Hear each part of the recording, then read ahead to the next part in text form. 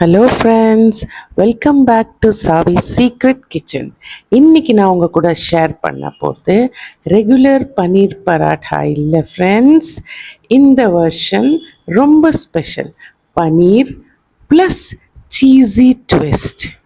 இதுதான் பன்னீர் சீஸ் பராட்டா. இப்போ ஒரு பவுலில் 2 கப்பு கோதுமாவை எடுத்திருக்கேன்.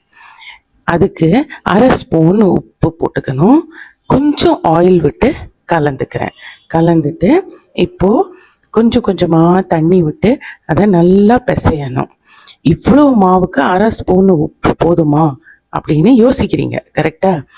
தட்ஸ் பிகாஸ் நம்மளோட ஸ்டஃபிங் வந்து சீஸ் ஸ்டஃபிங். அந்த சீஸ் ஸ்டஃபிங்கில் ஏற்கனவே இந்த சீஸில் உப்பு இருக்கும். அதனால் உப்பு மட்டும் இந்த பராட்டா பண்ணுறதுக்கு கொஞ்சம் பார்த்து தான் நம்ம போடணும். எப்போவுமே நம்ம மாவு எவ்வளோ சாஃப்டாக பிசைகிறோமோ அவ்வளோ சாஃப்டாக தான் சப்பாத்தி வரும்.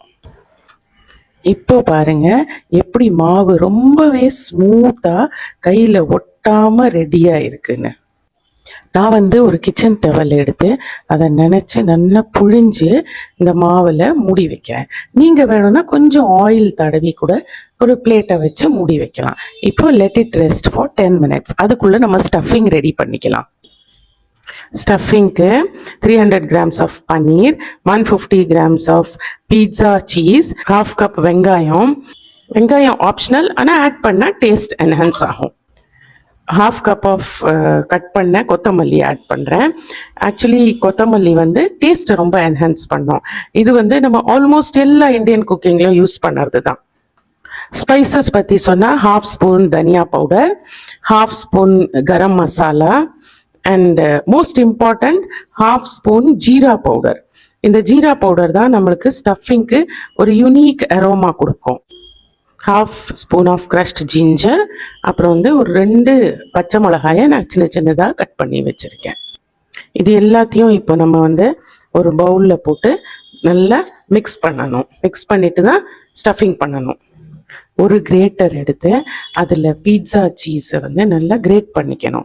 சீஸ் கொஞ்சம் ஹார்டாக இருக்கும், ஸோ அதை கிரேட் பண்ணினா தான் சூப்பர் ஸ்மூத்தாக அது வரும். நெக்ஸ்ட் பன்னீரையும் அதே மாதிரி கிரேட் பண்ணிக்கோங்க. இல்லைன்னா கையாலேயே சாஃப்டாக க்ரம்பிள் பண்ணிக்கலாம். ரொம்ப ஈஸியாக பிரேக் ஆகிடும் பன்னீர் வந்து. பன்னீருக்கு வந்து கிரேட்டர் நாட் நெசசரி என்னை பொறுத்த அளவுக்கு. ஸோ கையாலேயே நல்லா நம்ம அதை பிரேக் பண்ணிக்கலாம்.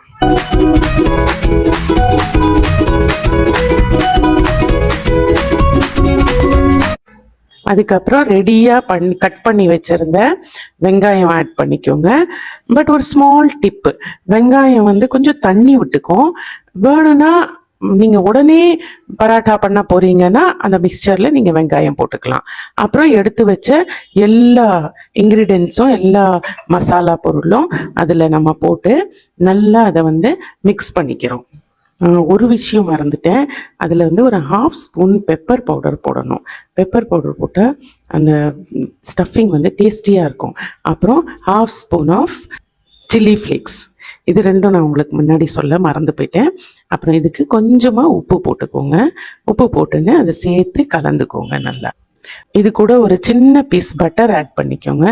வெண்ணெய் ஆட் பண்ணினா ஸ்டஃபிங் ரொம்ப சாஃப்டாகவும் ரிச்சாகவும் இருக்கும். இப்போ நம்ம super tasty flavour packed stuffing ready. 10-15 minutes rest கொடுத்தப்பறம் மாவு எவ்வளோ சாஃப்டாக இருக்குது பாருங்கள். மாவு கொஞ்சம் எடுத்து அதை ஒரு கப்பு ஷேப்பில் ப்ரெஸ் பண்ணிக்கணும்.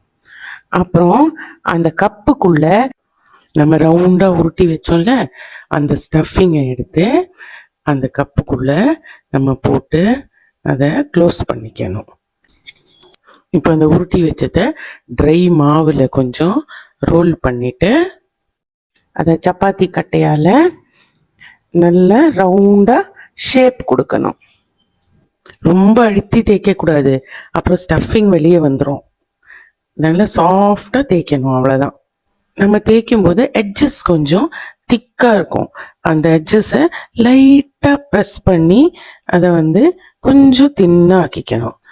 அப்போ தான் பராட்டா ஒரு சைடில் திக்காகவும் ஒரு சைடில் தின்னாகவும் அப்படிலாம் இருக்காது, ஈக்குவலாக வரும். இப்போ ஹாட் தவாவில் பராட்டா போடுங்க.